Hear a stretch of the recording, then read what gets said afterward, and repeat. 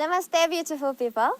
So here's another short video with techniques, and it's focusing more on geometry of the poses because there are millions of them. Well, in modern yoga, maybe just a couple of hundreds that I use the most, but they all have very few principles. If you understand them, then you can do any pose correctly without looking at others or the teacher, or without asking yourself or others, am I doing it wrong or right? Because you will know that this is right.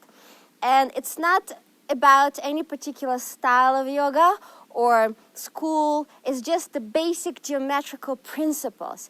And here they are.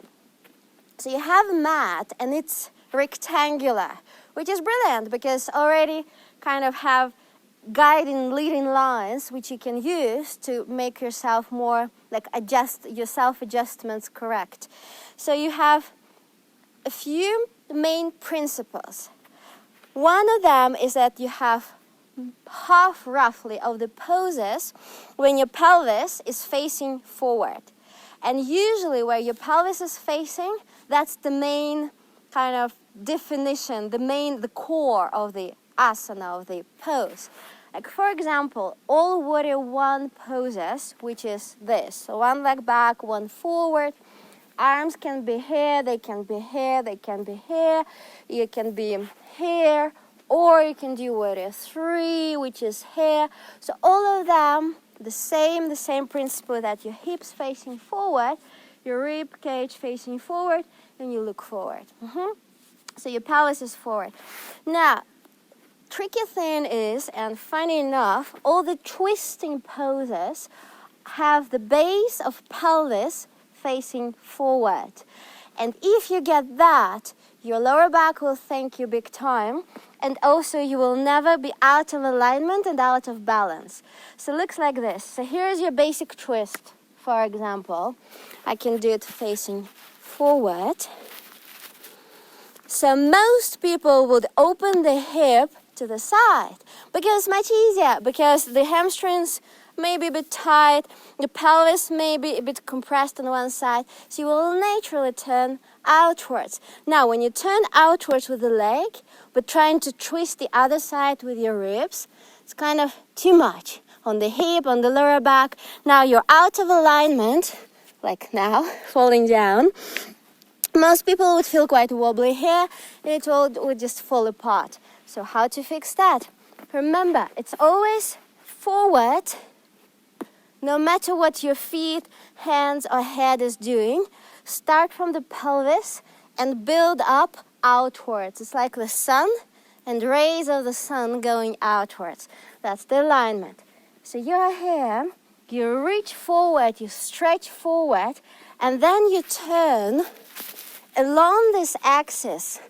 So you turn without leaning to the side. So if you remember that, any twisting pose you will be doing correctly with stretching the spine first. You want to lengthen it before you twist.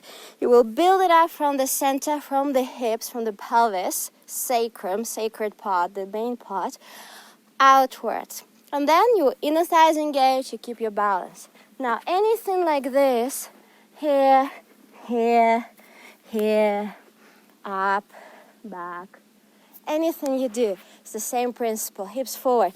Now, funny thing is that when you sit, you can have the same, hips forward. You do whatever, hips forward. You do anything, that's a twist again, hips forward. You're turning only the upper body because the twist is happening between the shoulder blades, because that's the area of the spine which has the most rotation angle, the neck as well, not the lower back. So now, that was the first principle, hips forward for half of the poses. Now the second principle, well, same principle but the different pose, is like warrior two poses. Warrior two is Ashtanga name, but you can, all the poses which the hips, when the hips are open to the side. It's like this one, if you do this, or it's any side, side, no matter what you do. When the side goes out, like this one. Anything when the hips opening, pelvis rotating to the side. Now you feel it yourself, it's a completely different angle. It's an opening, it's a rotation of the hips in the joints outwards, both ways.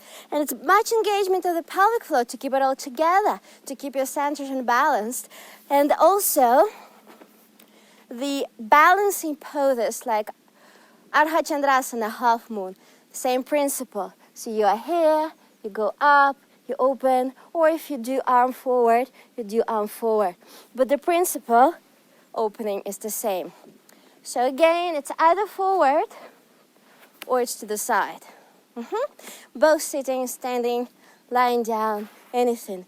So if you remember that, and if you build every pose from the position of your pelvis, instead of position of your head, your hands, your eyes, your feet, then you'll be in perfect balance. Then every pose will make sense.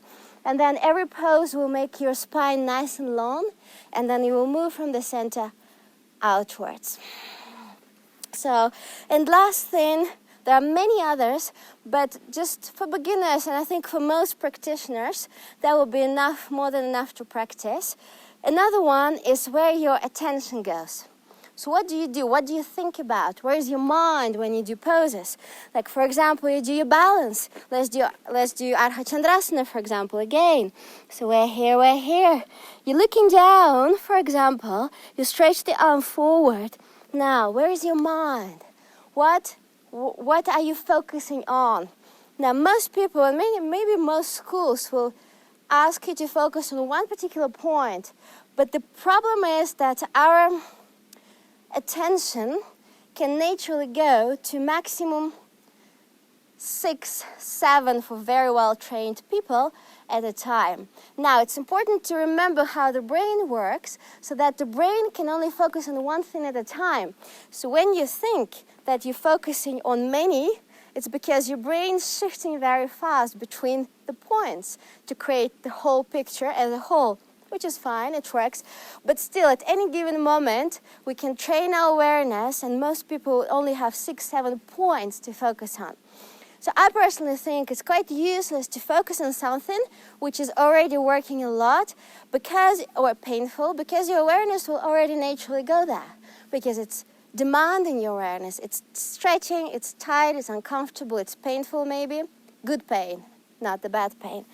So what do you do instead? I would do counterintuitive principle, so I would spread the awareness. So instead of focusing and narrowing it down, and usually you will narrow it down where your eyes go, drishti, the gaze. Drishti is fine to control the energy flow. So you look up, you can look up, you can look along the thumb, you can look at the big toe, you can look to the floor or to the third eye. There are many variations. And that will bring the energy in there. But to begin with, and for most people, I would really recommend to spread the awareness out. So you feel that your body is a 3D structure. It has back, it has sides, and it has the front. So anytime you are in a challenging pose, you really sense the back body, sides body, front body, and the whole in the space around you.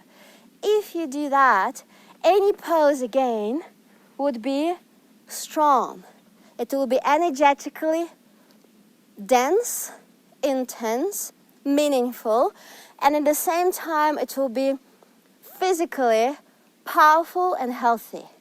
So you are in whatever position. Let's, for example, try this lunge here. And then most people would, for example, bring that hip forward and collapse the knee in to hang in the lower back, to not engage the core.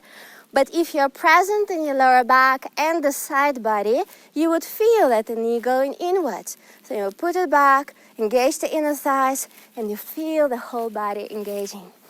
So these are the things which you can use in any pose, any practice, any school, any style you do, because they can help you to be centered, grounded, very powerful, and direct the energy where you want it to go. So that was it. Hope it was helpful. See you on the mat. Namaste.